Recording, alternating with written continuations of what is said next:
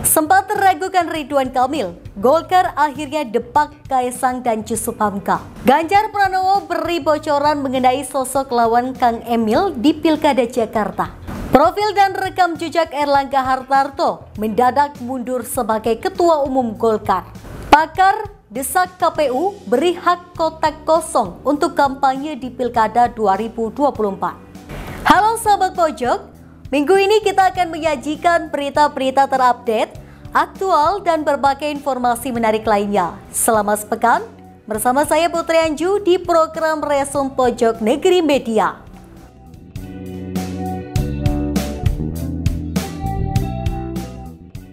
Sempat mengusulkan duet untuk Pilkada Jakarta, yakni memasangkan anak Presiden Joko Widodo, Kaesang Pangarep, dengan pengusaha jalan tol yang juga kader Golkar Jusuf Hamka.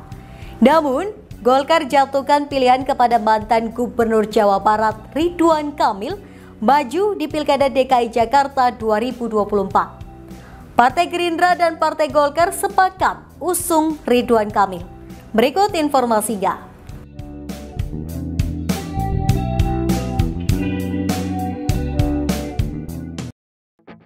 Partai Golkar akhirnya memutuskan untuk mengusung kadernya yang juga mantan Gubernur Jawa Barat Ridwan Kamil atau RK maju di Pilkada DKI Jakarta 2024. Itu artinya Golkar kini telah sepaham dengan Partai Gerindra yang terus-terusan ngotot Ridwan Kamil berkeinginan maju di Jakarta.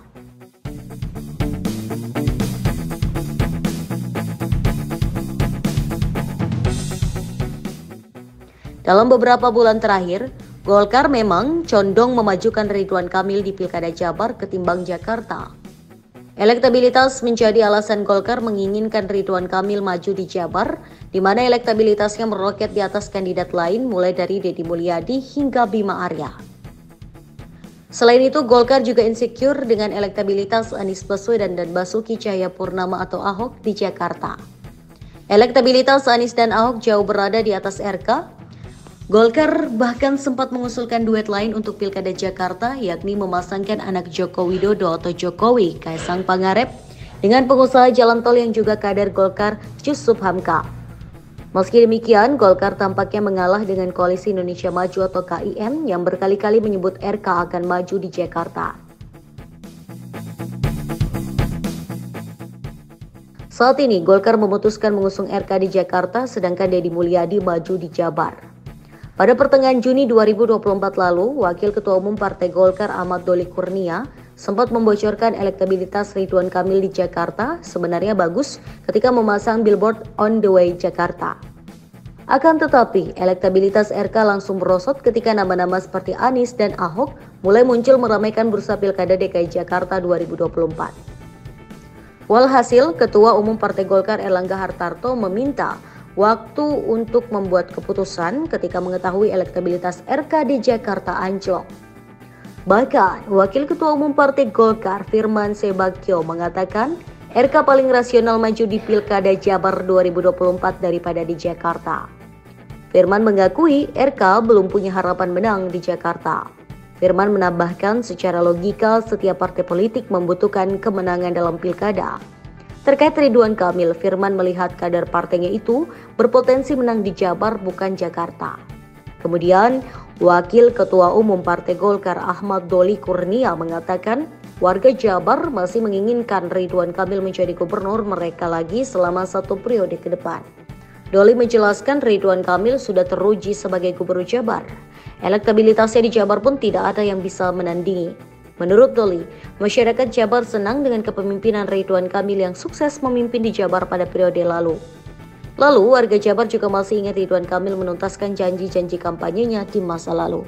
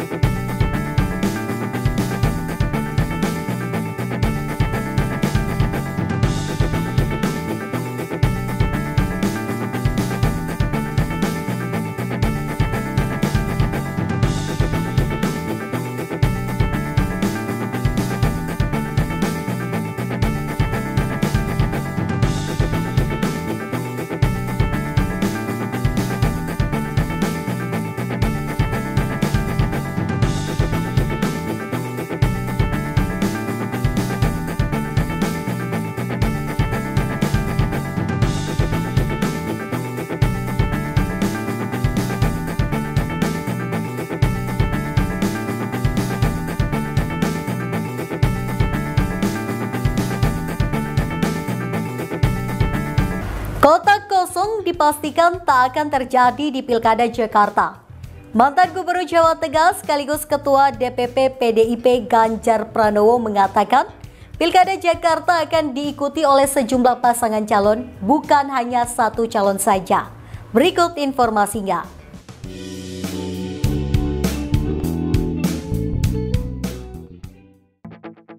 Mantan Gubernur Jawa Tengah sekaligus Ketua DPP PDIP Ganjar Pranowo mengatakan, saat ini independensi dan kedaulatan masing-masing partai politik sedang diuji, terutama dalam Pilkada Jakarta 2024. Hal tersebut ia sampaikan setelah ditanya mengenai wacana adanya kota kosong yang menghadap pada Pilkada Jakarta. Awalnya Ganjar menegaskan tidak akan mengkampanyekan pemilih untuk mendukung kota kosong pada Pilkada Jakarta. Ia juga meyakini tidak akan ada kota kosong di Pilkada Jakarta. Menurutnya, kemungkinan besar Pilkada Jakarta akan diikuti oleh sejumlah pasangan calon, bukan hanya satu calon saja. Saat ini baru nama Ridwan Kamil yang menguat menjadi bakal calon gubernur Jakarta setelah disebut-sebut oleh Partai Gerindra dan Partai Golkar.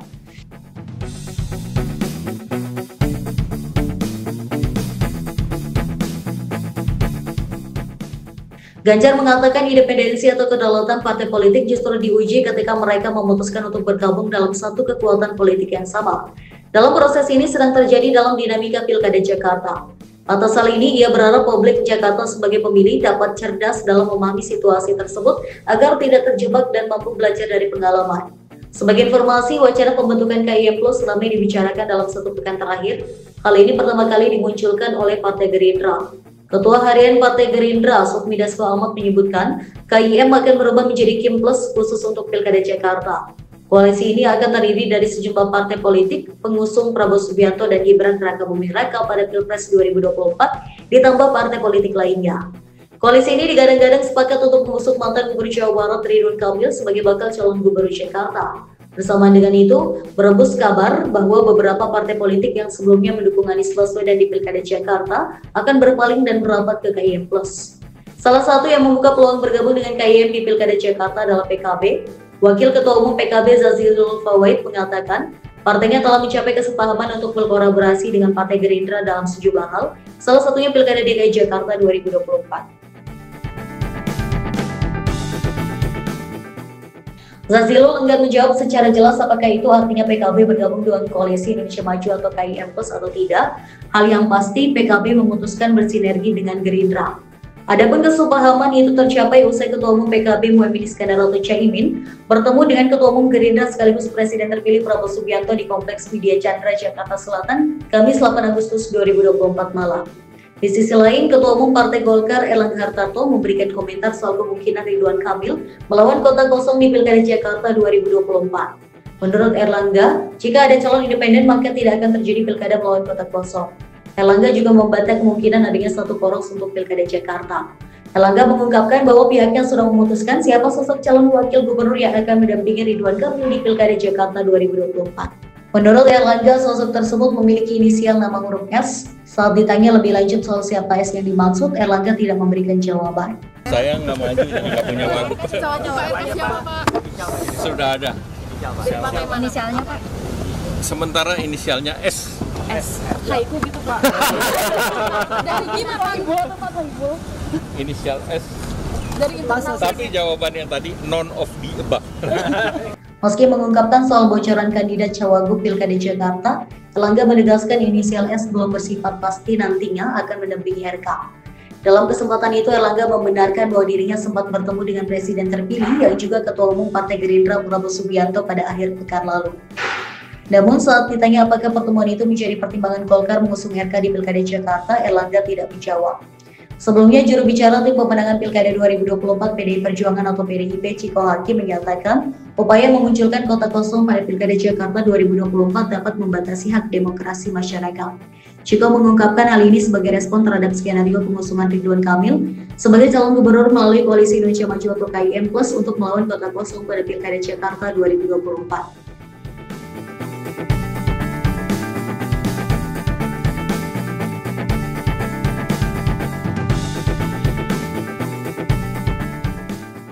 Ciko juga menyinggung hasil survei mengenai elektabilitas tokoh yang diinginkan masyarakat Jakarta tanpa menyebutkan lembaga survei yang dimaksud.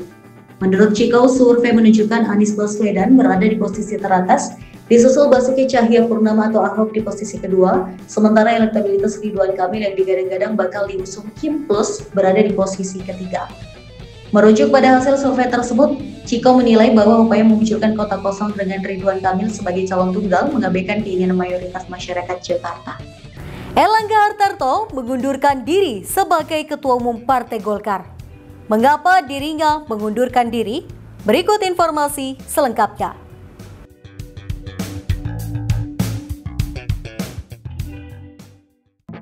Erlangga Hartarto mengundurkan diri sebagai Ketua Umum Partai Golkar. Minggu 11 Agustus 2024, Erlangga Hartarto menyatakan dirinya mundur dari kursi Ketua Umum Partai Golkar. Erlangga menyebut keputusan mundur dari Ketua Umum Golkar dilakukan demi menjaga stabilitas transisi pemerintahan ke depan dan keutuhan Golkar.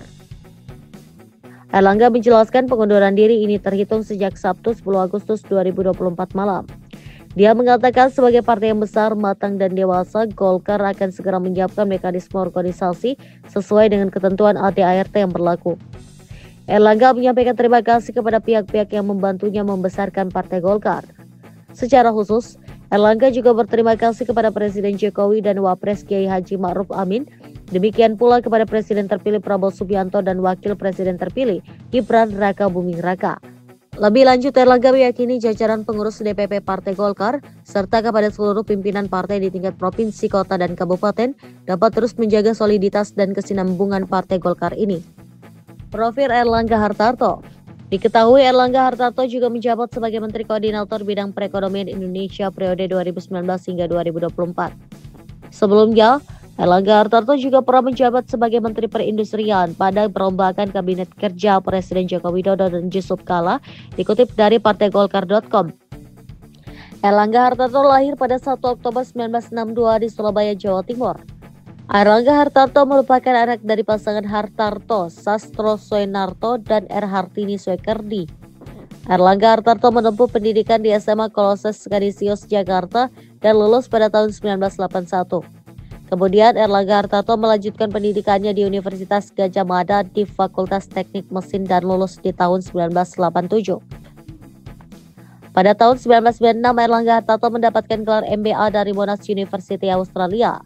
Pada tahun 1997, Erlangga Hartarto mendapatkan gelar Master of Management Teknologi atau MMT dari University of Melbourne.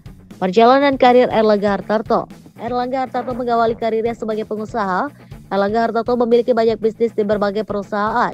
Ada PT Geraha Curang Niaga yang bergerak di bidang agraria atau pupuk, PT Jakarta Primcrans, dan PT Bisma Narendra. Tidak hanya itu, Erlangga Hartarto juga menjabat sebagai komisaris PT Sorini Corporation DBK.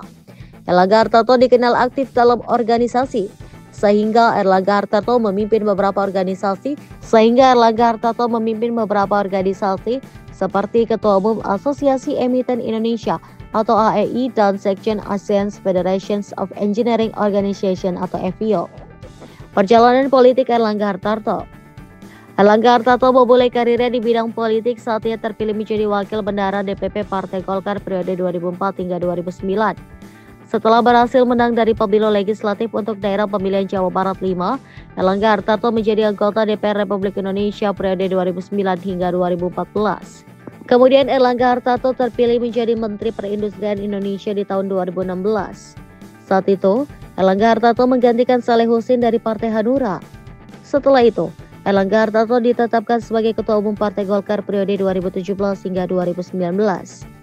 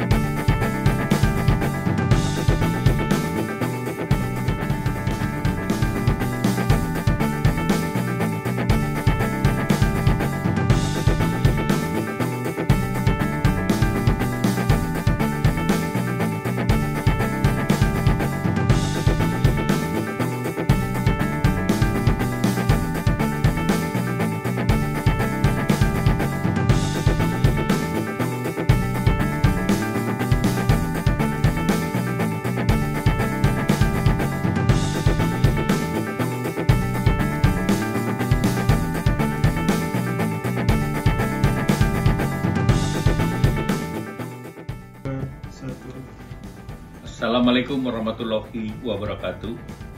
Selamat pagi para kader Partai Golkar yang saya cintai. Saya Erlangga Hartarto. Setelah mempertimbangkan dan untuk menjaga keutuhan Partai Golkar dalam rangka memastikan stabilitas transisi pemerintahan yang akan terjadi dalam waktu dekat, maka dengan mengucapkan Bismillahirrahmanirrahim serta atas petunjuk Tuhan Yang Maha Besar, maka dengan ini saya menyatakan pengunduran diri sebagai Ketua Umum DPP Partai Golkar. Pengunduran diri ini terhitung sejak semalam, yaitu Sabtu 10 Agustus 2024. Selanjutnya sebagai partai besar yang matang dan dewasa, DPP Partai Golkar akan segera menyiapkan mekanisme organisasi sesuai dengan ketentuan ADART organisasi yang berlaku. Semua proses ini akan dilakukan dengan damai, tertib, dan dengan menjunjung tinggi marwah Partai Golkar. Demokrasi harus kita kawal dan kita kembangkan terus-menerus. Partai politik adalah pilar demokrasi kita. Indonesia adalah negeri besar. Kita harus memastikan bahwa demokrasi kita terus berjalan dari satu generasi ke generasi berikutnya. Partai Golkar sejauh ini telah menjadi kebanggaan kita semua, serta menjadi kekuatan terdepan demokrasi Indonesia. Selama 60 tahun, kita telah membuktikan semua itu. Di dalam pemilu legislatif 2024, kita telah bersama-sama menaikkan pencapaian partai kita dengan merebut 102 kursi DPR RI, serta ratusan, bahkan ribuan kursi parlemen di berbagai tingkat pemerintahan dari Sabang sampai Merauke. Dengan keringat bersama, serta dengan tekad bersama, Partai Golkar berhasil melakukan transformasi menjadikan dirinya sebagai kebanggaan seluruh kader kita. Selain itu, dalam Pilpres yang lalu, kita berhasil memberikan kontribusi besar dalam kemenangan pasangan Bapak Prabowo Subianto dan Mas Gibran Rakabuming Raka. Mereka akan melanjutkan kepemimpinan negara sebagai Presiden 2025. Kita ulangi ya. Nanti gampang dikat ya. Selain itu, dalam Pilpres yang lalu, kita juga berhasil memberikan kontribusi besar dalam kemenangan pasangan. Kita ulangi ya. Selain itu, dalam Pilpres lalu, kita juga berhasil memberikan kontribusi besar dalam kemenangan pasangan Bapak Prabowo Subianto dan Mas Gibran Rakabuming Raka. Mereka akan melanjutkan kepemimpinan negara sebagai Presiden periode 2024-2029. Sebagai Presiden. Fenomena kotak kosong di Pilkada 2024 berpotensi terjadi di sejumlah daerah. Untuk itu, Komisi Pemilihan Umum atau KPU harus memfasilitasi kampanye kotak kosong sebagai pilihan yang sah dalam konteks hanya ada satu pasangan calon yang lolos syarat-syarat maju pilkada. Berikut informasinya.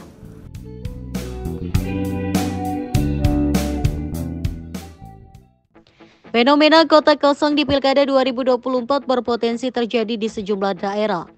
Di antaranya Provinsi Banten, Kalimantan Timur, dan Jambi. Untuk kabupaten kota ada Labuan Batu Utara, Lingga, Maros, Pasir, Sumeneb, dan Batam.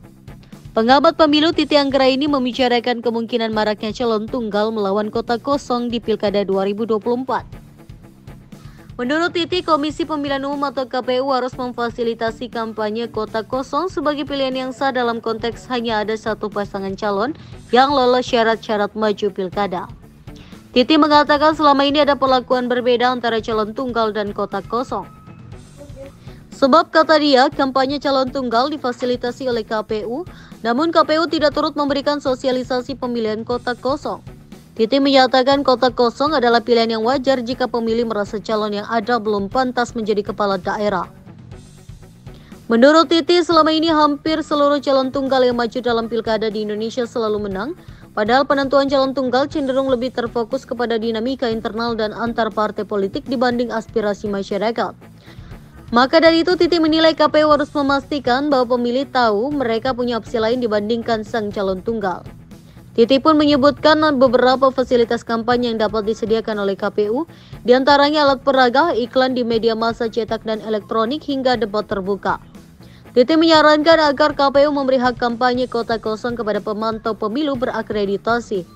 Meski begitu, Titi mengatakan masyarakat umum tetap punya hak untuk mengampanyekan kota kosong di pilkada.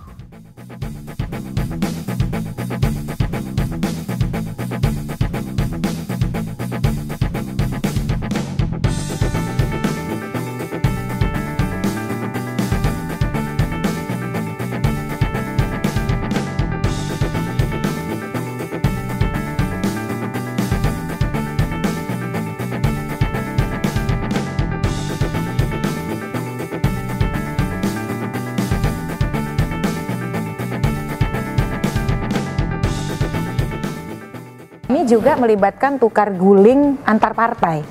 Jadi partai yang sebenarnya punya calon, tapi kemudian karena dia punya kepentingan di daerah lain, dia melepas tiket di suatu daerah supaya dia dapat tiket di tempat lain. Jadi sebenarnya semua adalah pelaku gitu pada akhirnya begitu. Nah, bagaimana dalam situasi hari ini? Kan korbannya akhirnya pemilih.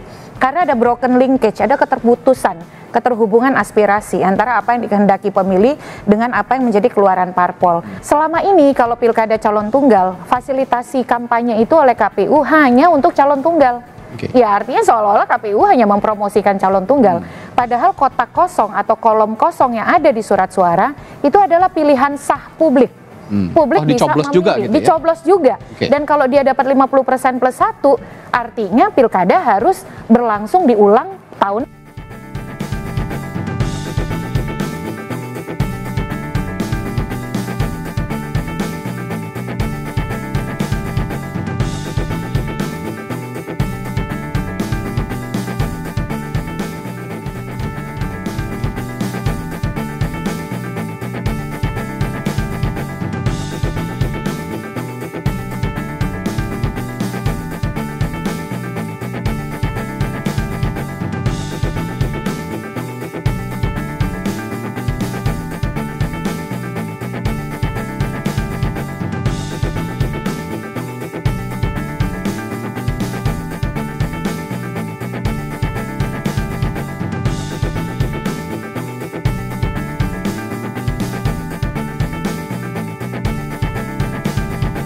Itu tadi berita terhangat selama sepekan ini. Nantikan berita lainnya di web kami di pojoknegeri.com dan di channel YouTube Pojok Negeri Media. Jangan lupa untuk komen, like, dan subscribe channel kami. Kami undur diri, sampai jumpa di Resum pekan depan.